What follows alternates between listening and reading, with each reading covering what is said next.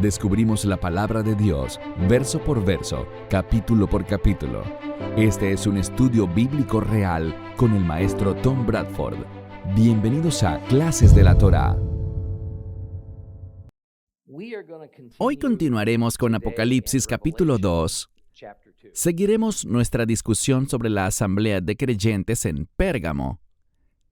Comencemos por releer esta sección particular de las Escrituras. Así que, abran sus Biblias. Si tienen una Biblia completa judía, es la página 1534. Y vamos a leer a partir del versículo 12. Leeremos todo el resto del capítulo a partir de allí. Página 1534, segundo capítulo de Apocalipsis, comenzando en el versículo 12. Al ángel de la comunidad mesiánica en Pérgamo escribe: Aquí está el mensaje del que tiene la espada aguda de dos filos. Yo sé dónde moras, allí donde está el trono del adversario. Sin embargo, te aferras a mi nombre.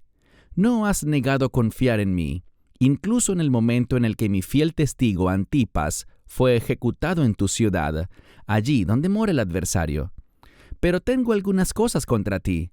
Tienes algunas personas que mantienen la doctrina de Bilam, que enseñaba a Balac a poner tropiezo al pueblo de Israel para que comieran alimentos sacrificados a los ídolos y cometieran pecado sexual. También tienes otras personas que mantienen la doctrina de los Nicolaitas. Por tanto, apártate de esos pecados, si no, vendré a ti pronto y haré la guerra contra ellos con la espada de mi boca. Los que tienen oídos, que oigan lo que el Espíritu dice a las comunidades mesiánicas. Al vencedor le daré del maná escondido, y también le daré una piedra blanca, donde está inscrito un nuevo nombre que nadie conoce excepto el que lo recibe. Al ángel de la comunidad mesiánica en Tiatira, escribe: Aquí está el mensaje del Hijo de Dios, con ojos como llama de fuego, sus pies como bronce bruñido. Conozco tus obras, tu amor, confianza, servicio y perseverancia. Y sé que ahora haces más que antes, pero tengo esto contra ti. Sigues tolerando a esa mujer, Jezabel, la que dice ser profeta, pero enseña y engaña a mis siervos para que cometan pecado sexual y coman alimentos sacrificados a los ídolos. Le di tiempo para apartarse de su pecado. No quiere arrepentirse de su inmoralidad. Así que la arrojaré a cama de enfermedad, y a los que cometen adulterio con ella los arrojaré en gran tribulación, a menos de que se aparten de los pecados relativos a lo que ella hace, y haré que mueran sus hijos. Y todas las comunidades mesiánicas sabrán que yo soy el que escudriña las mentes y corazones. Les daré a cada uno de ustedes según sus obras. Pero al resto de ustedes en Tiatira, a los que no mantienen esta doctrina, que no han aprendido lo que algunos llaman las cosas profundas del adversario, les digo que no les impongo otra carga, solo aférrense a lo que tienen hasta que yo venga. Al vencedor, al que hace lo que quiero hasta que sea alcanzada la meta, le daré autoridad sobre las naciones. Él las regirá con vara de hierro y los hará pedazos como vasos de alfarero. Así como he recibido autoridad de mi Padre, también le daré la estrella de la mañana. Los que tienen oídos que oigan lo que el Espíritu dice a las comunidades mesiánicas.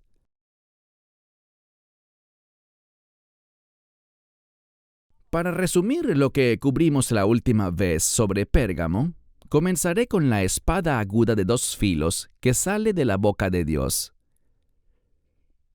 Y sí, hasta este punto en Apocalipsis, a este ser divino de la visión, el que está en medio de las menorás, lo llamo Dios y no Cristo.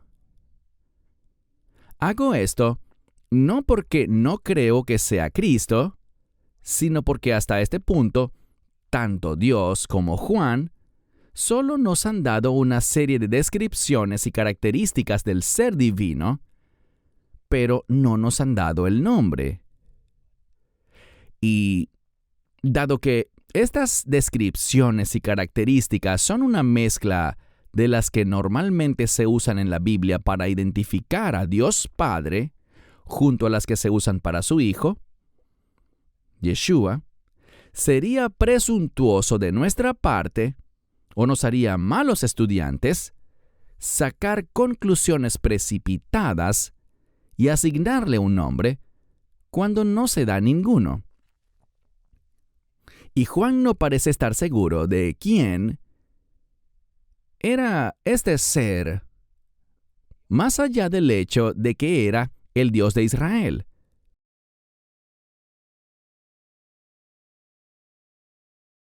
La espada aguda de dos filos es un símbolo muy debatido, aunque generalmente se ha acordado que significa la palabra de Dios.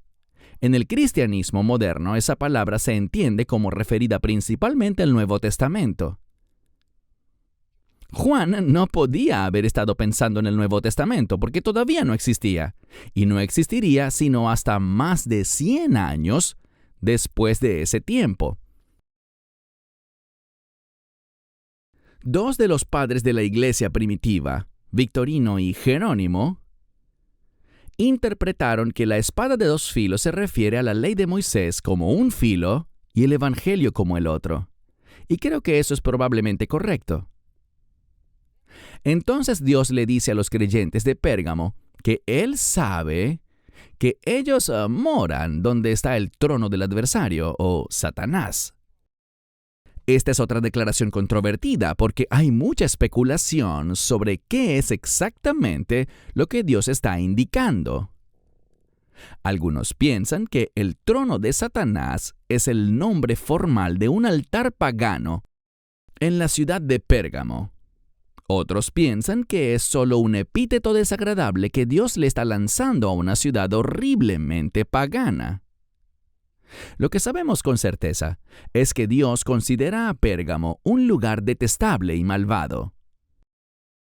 Y sin embargo, incluso en medio de Sodoma, contra todo pronóstico, al menos unos pocos se aferraron al nombre de Dios.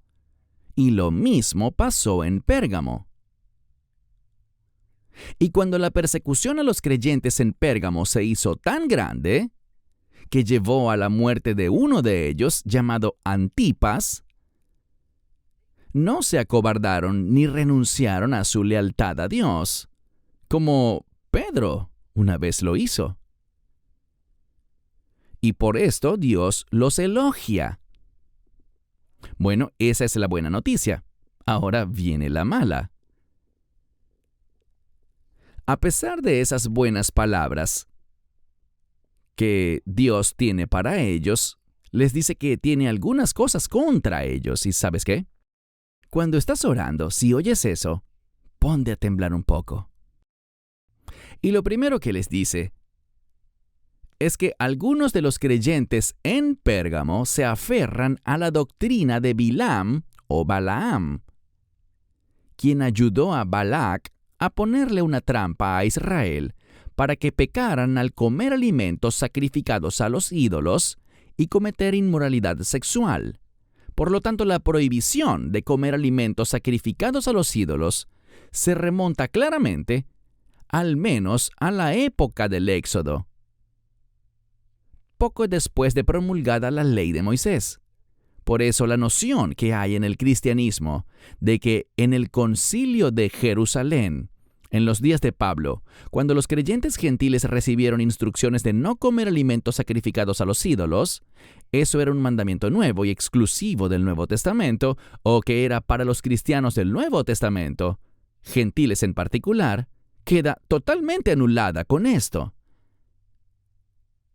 La historia de Balaam y Balac aparece en el libro de Números. En realidad ocupa varios capítulos. Así que no vamos a leerla. Sin embargo, creo que se puede resumir en las palabras que leemos en Números capítulo 25, desde el versículo 1, donde dice: Israel acampaba en Shetim, y allí el pueblo comenzó a prostituirse con las mujeres de Moab. Estas mujeres invitaron al pueblo a sacrificar a sus dioses, y el pueblo comió y se postró ante sus dioses. E Israel se adhirió a Baal Peor, y la ira de Adonai se encendió contra Israel. ¿Cuál es la conexión entre el pasaje en Números y lo que hacen algunos creyentes en Pérgamo y que Dios condena? Están enseñando que un creyente puede comer cualquier cosa y que las leyes de la inmoralidad sexual simplemente no se aplican a ellos. Y si bien es cierto que las palabras que leemos allí dicen comer alimentos que han sido sacrificados a ídolos, si se agrega esto a la acusación de mantener la doctrina de Balaam, significa simplemente comer como los paganos. Eso es lo que significa. La semana pasada expliqué que es necesario entender esto desde la mentalidad judía en la que esto fue escrito, o no captaremos el mensaje. Para un gentil, un cristiano gentil, alimento típicamente significa cualquier cosa comestible. Para un judío, a lo largo de la Biblia, alimento significa algo muy diferente. Significa solo aquellas cosas que Dios ha declarado adecuadas como alimento para sus adoradores. Pero incluso aquellas cosas que Dios ha declarado en la Torá como permisibles para la alimentación, pueden volverse ritualmente impuras por varios medios diferentes y, por lo tanto, se vuelven incomibles. Uno de esos medios que arruinan lo que habría sido un alimento perfectamente permisible es sacrificarlo a los ídolos. Estoy diciendo que todos los creyentes, judíos y gentiles, ¿están obligados a seguir las leyes alimentarias que se encuentran en las leyes de Moisés? ¿Debemos comer kosher? Sí, es lo que estoy diciendo. Sí, no hay duda al respecto. ¿Alguna pregunta?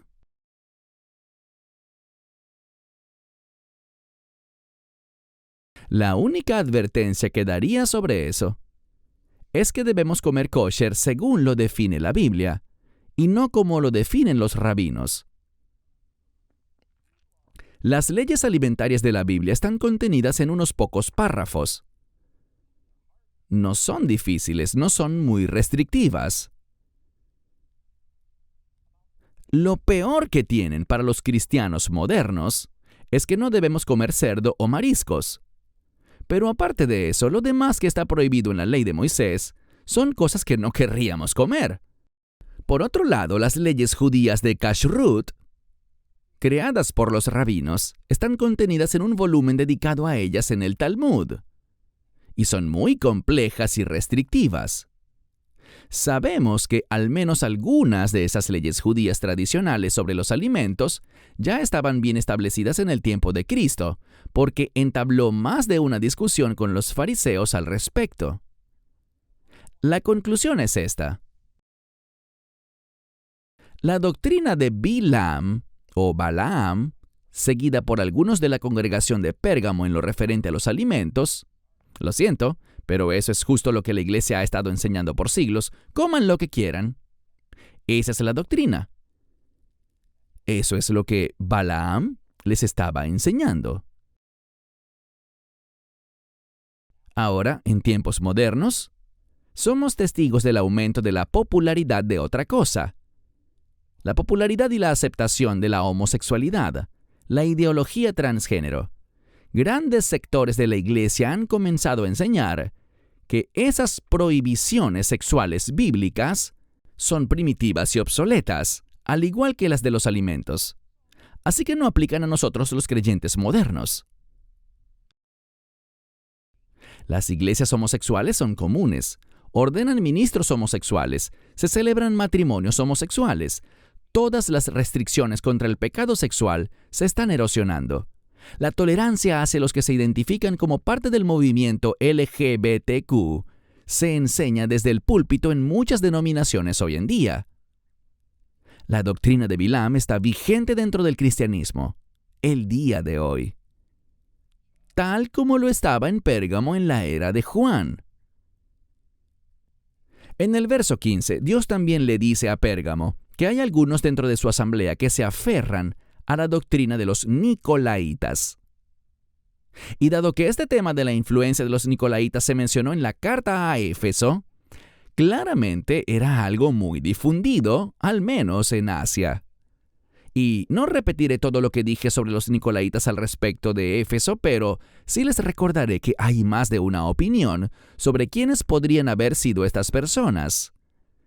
Una opinión relativamente nueva, que quizás tenga más sentido que todas las demás, es que la palabra, presten atención a esto, la palabra nicolaitas quizás provenga del término nokol en hebreo, que simplemente significa comeremos. Comeremos. Para traducir nokol, los griegos inventaron una palabra que sonaba parecido, nikol. Nicolaiton, los nicolaitas, que siglos más tarde llevaría a la invención de una palabra en español que también sonaba parecido, los nicolaitas.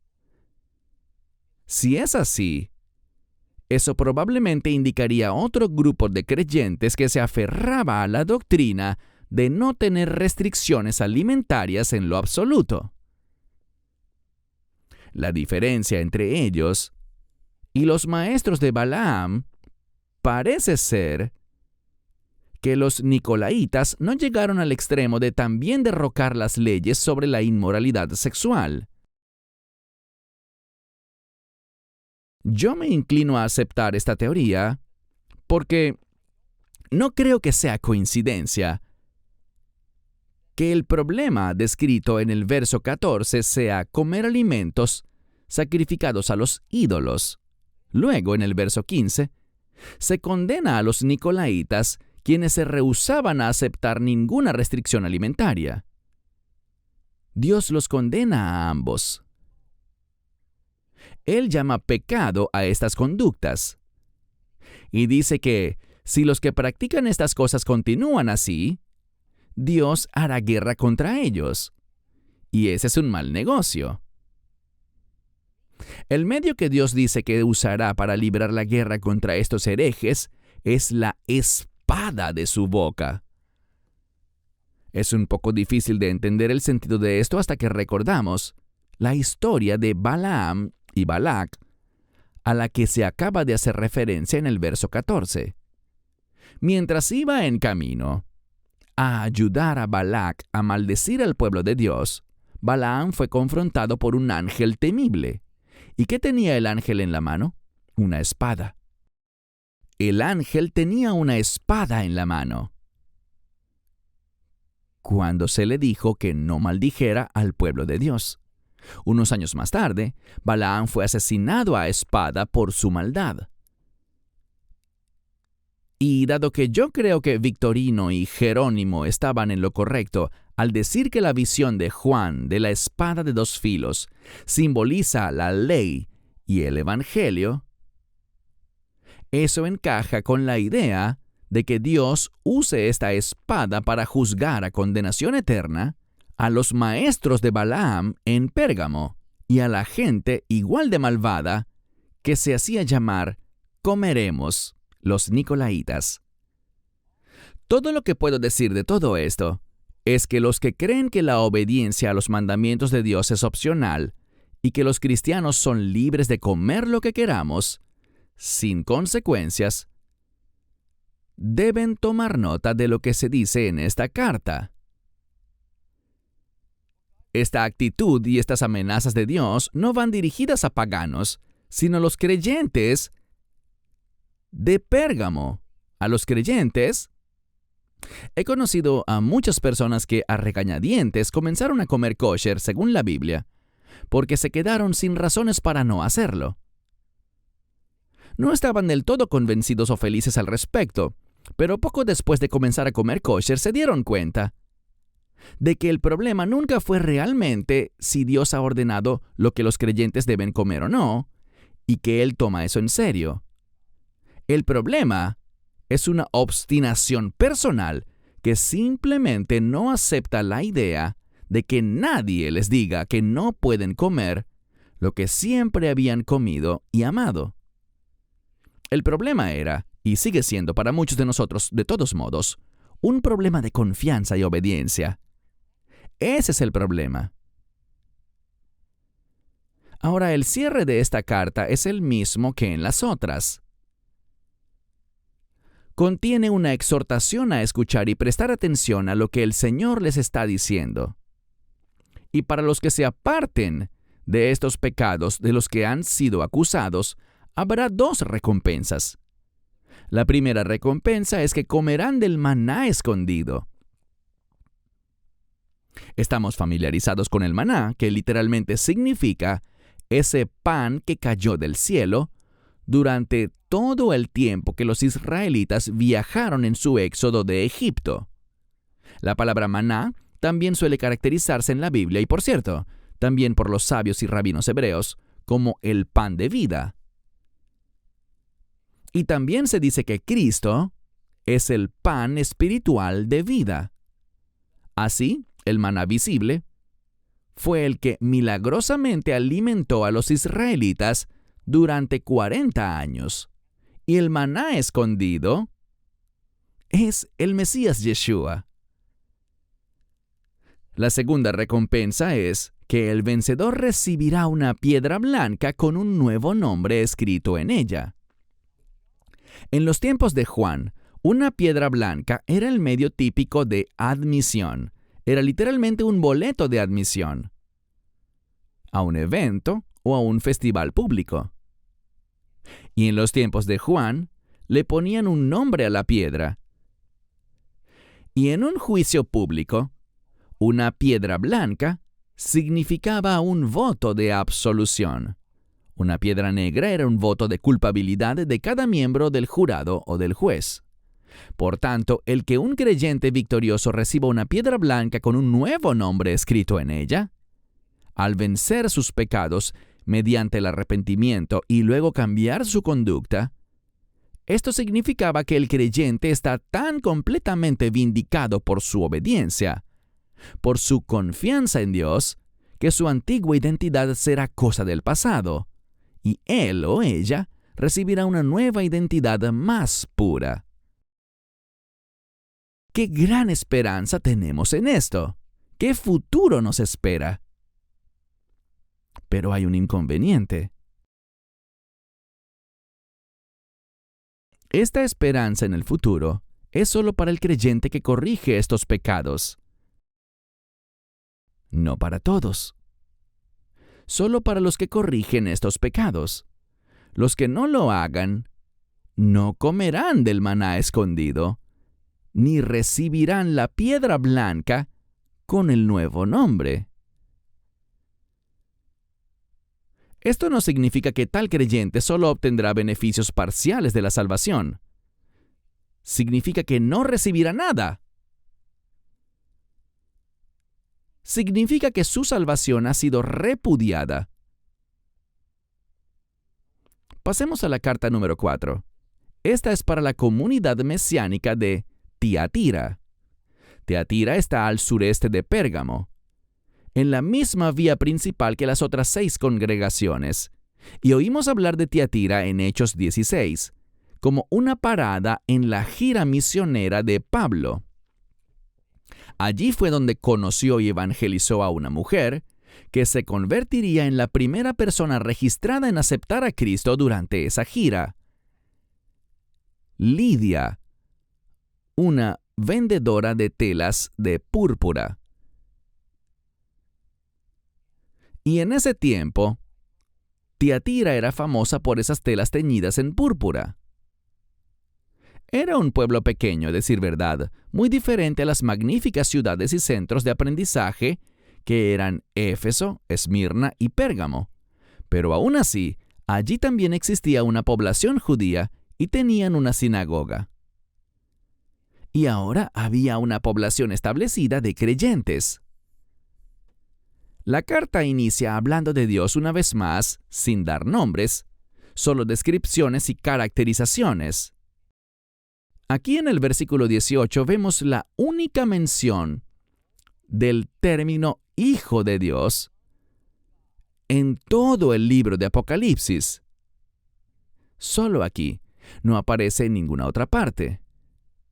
Ya lo hemos hablado antes, pero es demasiado importante para no mencionarlo. En la teología cristiana estándar es muy normal decir que el término Hijo de Dios no solo se refiere a Cristo, sino también a su deidad. Se dice que Hijo de Dios nos indica que Yeshua es un humano divino.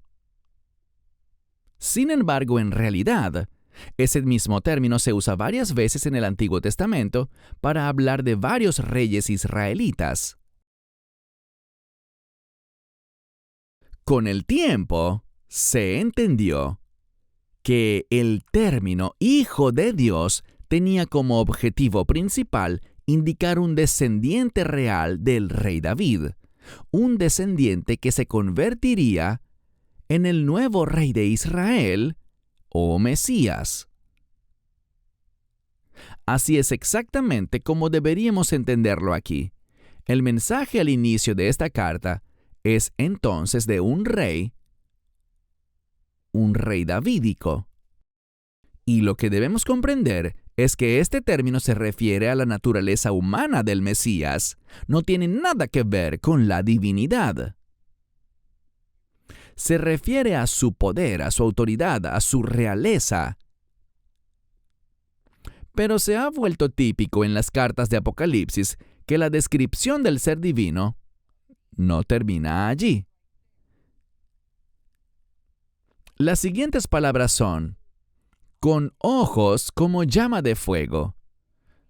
Sus pies son como bronce bruñido. Bueno, esas descripciones corresponden palabra por palabra al anciano, Dios Padre, que encontramos en Daniel y Ezequiel. Entonces, de nuevo, tenemos una descripción del Hijo de Dios que parece apuntar con certeza que este ser divino es Cristo. Luego encontramos algo inesperado y tenemos otra descripción que siempre estuvo reservada para el Padre. Así que el misterio continúa. Esta carta contiene los elogios más profundos y las condenas más condenatorias de las 7 cartas. Y se centra en el daño hecho a esta congregación por una persona en particular. Y aparentemente, esa persona no ha sido seriamente cuestionada por una razón u otra. El Señor dice que el amor, la confianza, el servicio y la perseverancia de esta congregación no son solo buenos, sino que hacen aún más ahora que antes.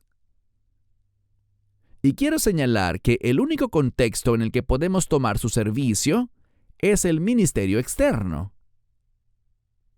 Por tanto, a diferencia de Éfeso, que perdió ese amor que tuvo al principio, Tiatira lo ha mantenido e incluso lo ha hecho crecer. Hay un término en inglés que usan las empresas privadas en el ejército, y es mission creep. ¿Lo han oído? En español es algo como desbordamiento de la misión. Significa que, sea cual sea la misión original, con el tiempo se ha transformado, se ha convertido en otra cosa, y eso normalmente sucede en forma imperceptible. Hay un desbordamiento de la misión. Y creo que entre creyentes, esa situación se manifiesta con más frecuencia en una congregación que tiende a mirar hacia adentro en lugar de hacia afuera, a la comunidad local. Y sin embargo, existe el peligro de estar demasiado ansioso por tornarse hacia afuera, porque de repente el ministerio puede comenzar a importar personas que vienen con una actitud muy diferente, que traen condiciones espirituales que son dañinas, y eso va en contra de los objetivos de la congregación y de los líderes. Y si se les permite, Estos recién llegados pueden causar una gran cantidad de tribulación y trastornos y, lo que es peor, pueden alejar a las personas de la verdad al ofrecer nuevos pensamientos de moda que realmente no reflejan la sabiduría divina. La persona que en Tiatira está desviando a algunos de esta congregación se llama simplemente esa mujer, Jezabel. ¿Y qué le enseña a hacer a la gente? Ella les enseña a cometer pecados sexuales y a comer alimentos que fueron sacrificados a los ídolos. ¿No captan un tema repetitivo en estas cartas? Los problemas con el sexo y la alimentación parecen abundar. Y también, encabezando la lista de las cosas que Dios odia, vaya.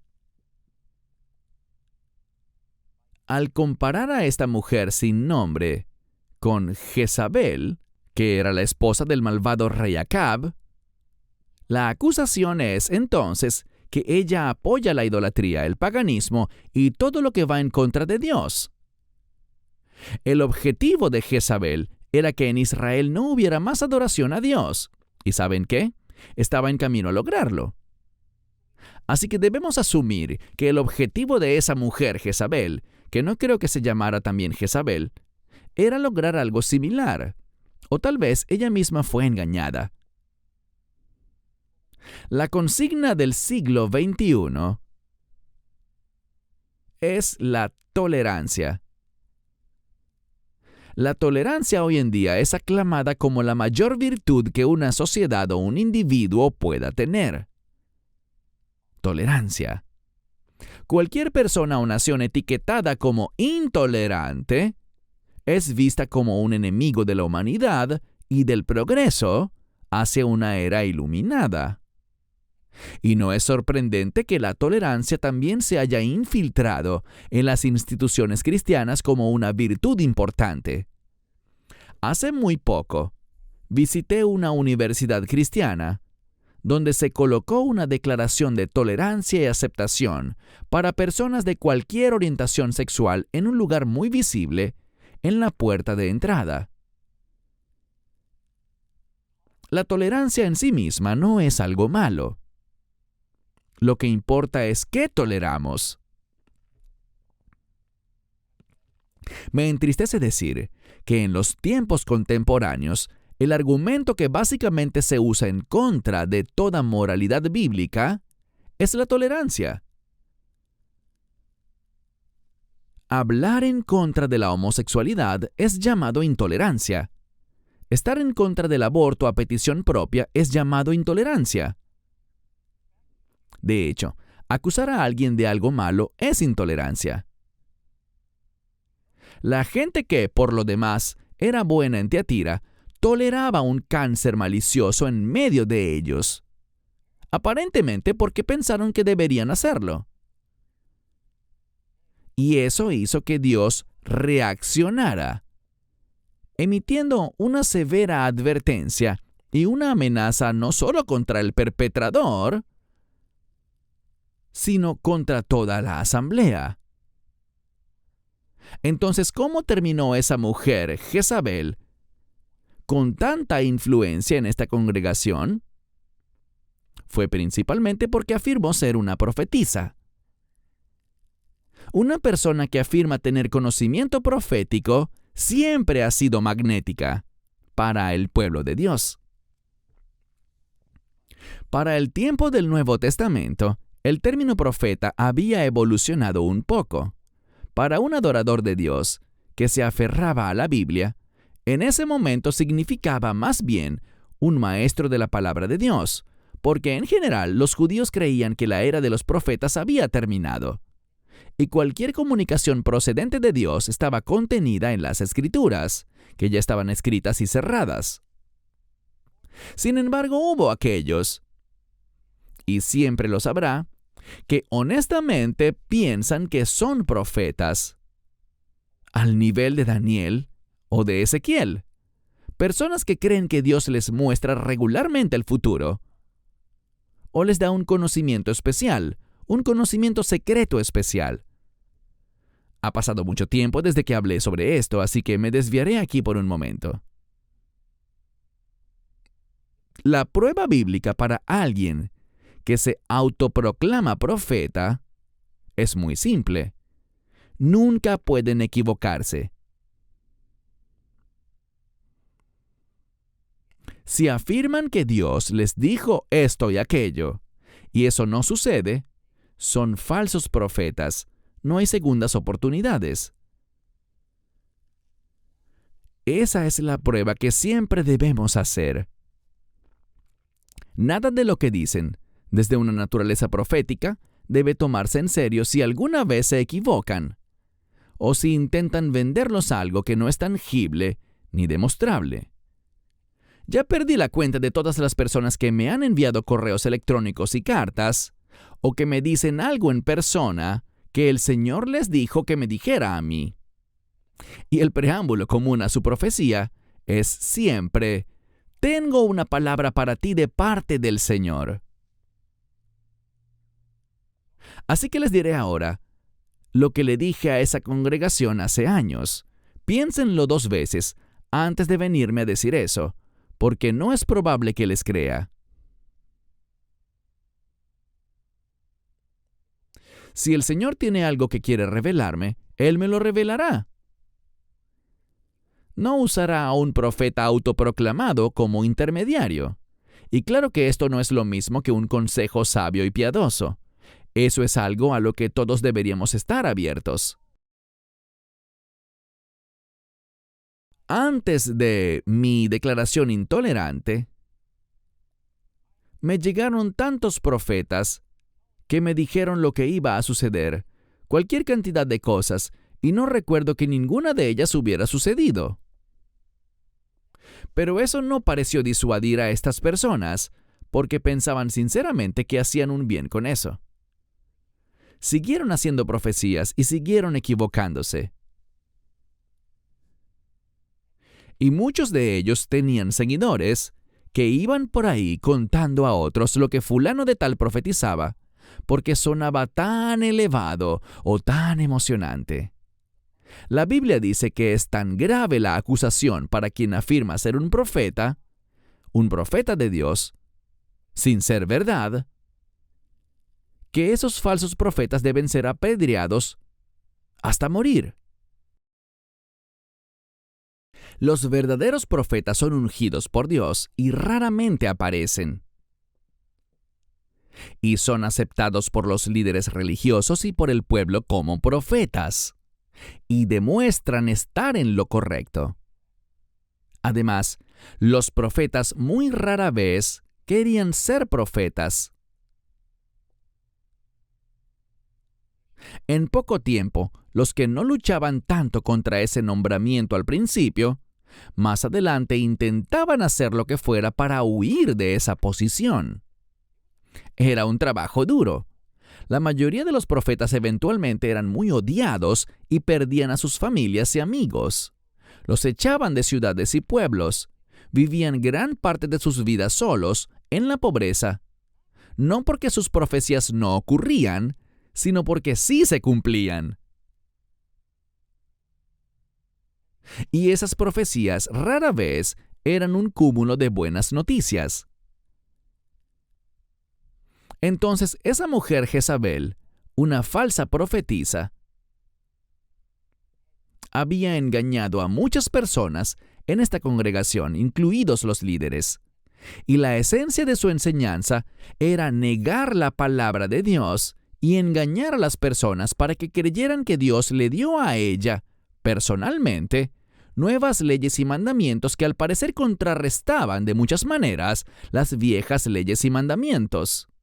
Y las dos más graves a los ojos de Dios era que ella promovía que la gente comiera alimentos sacrificados a los ídolos y cometiera pecado sexual. Entendamos algo.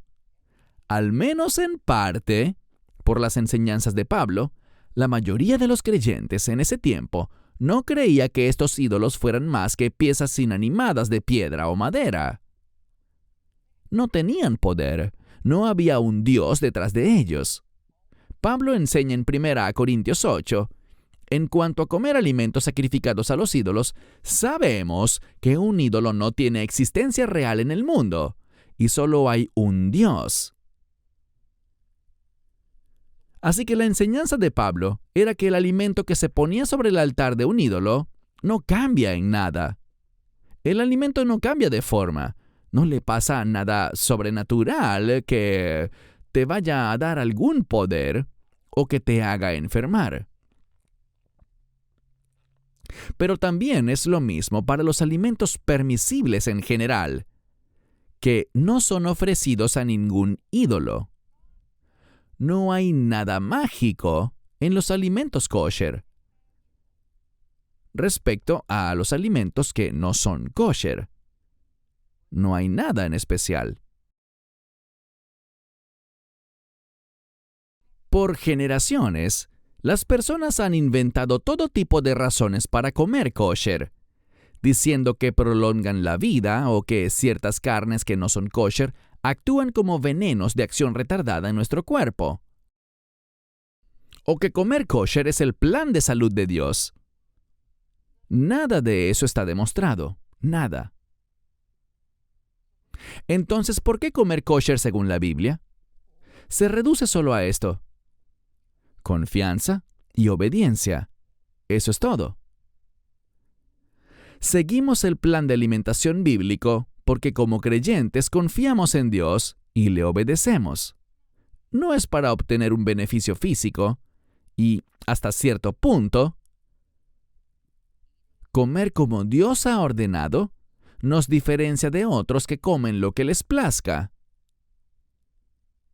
Comemos como Dios manda porque eso le agrada a Él. El versículo 21 dice que a esa mujer Jezabel se le dio tiempo para arrepentirse, para dejar de cometer estos pecados, pero consciente y deliberadamente decidió que no quería hacerlo. Al parecer, alguien en la congregación tuvo las agallas de confrontarla y decirle que lo que hacía era malvado, así que ella no era ingenua sobre su conducta, pero los líderes como que no tenían las mismas agallas para expulsarla, con el fin de salvar a otros creyentes.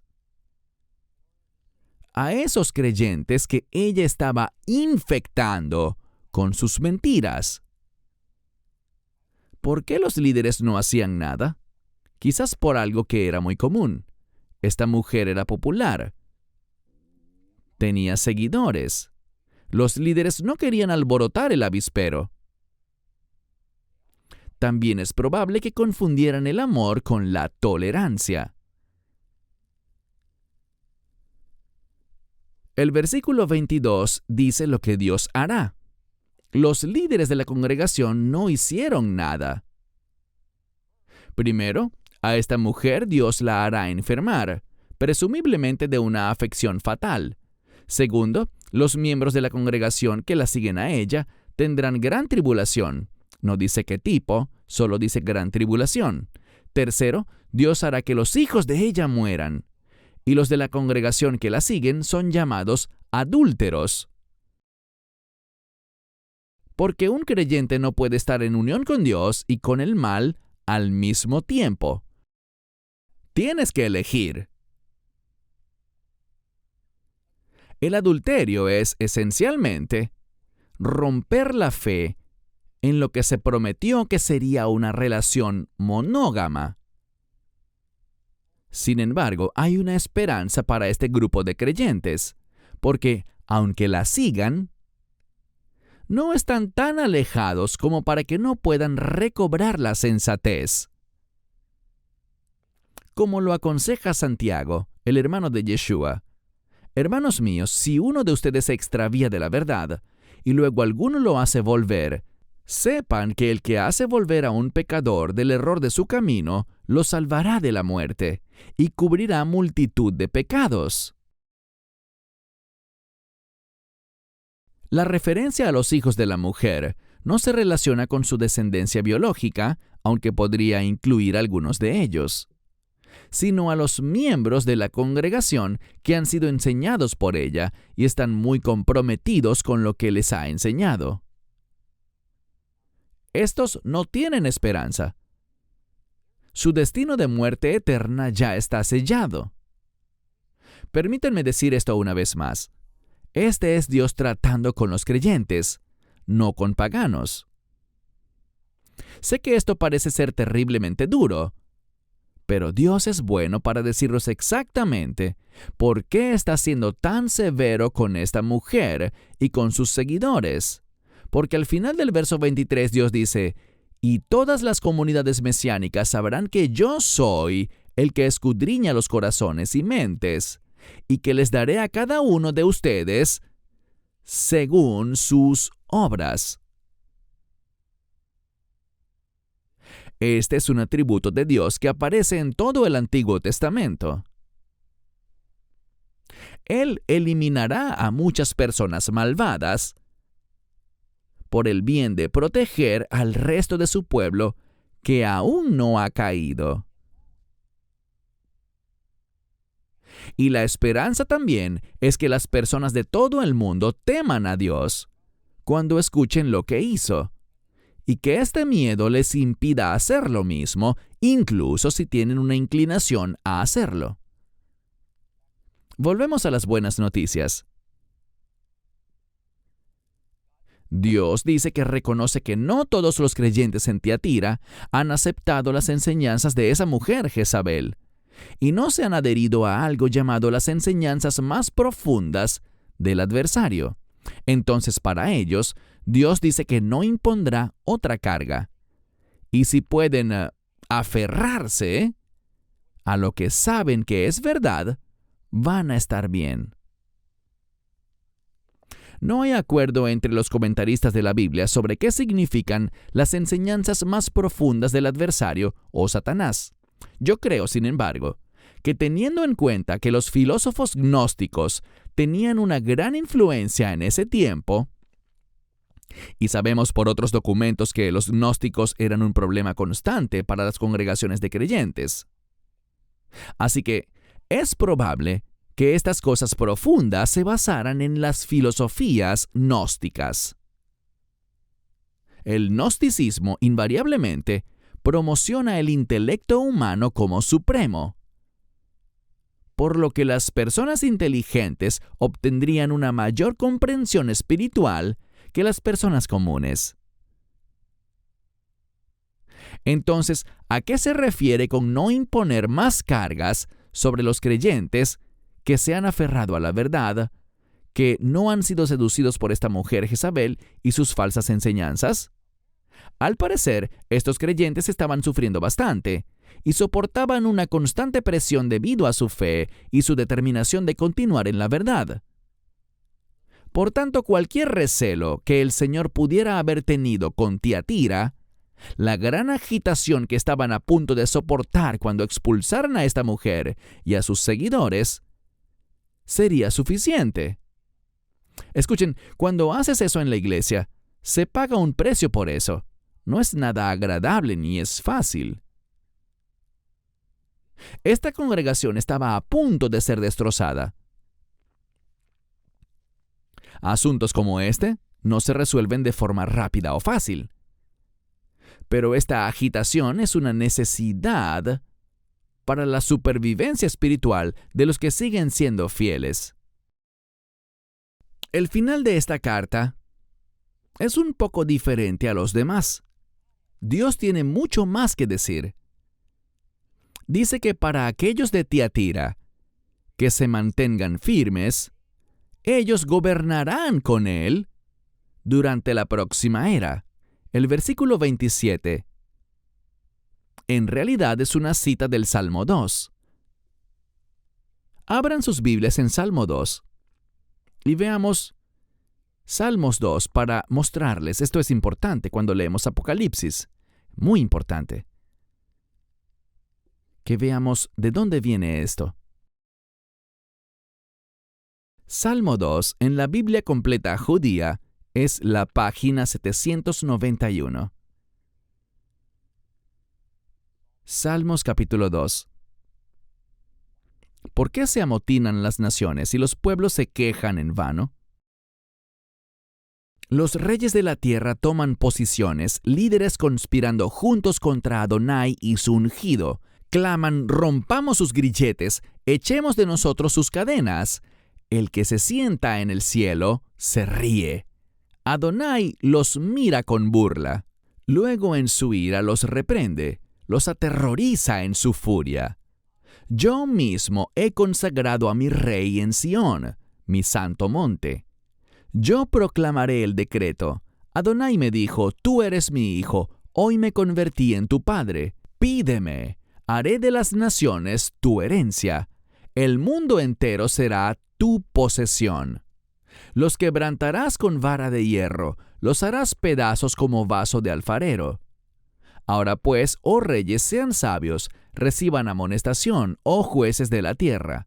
Sirvan a Adonai con temor, alégrense, pero con temblor.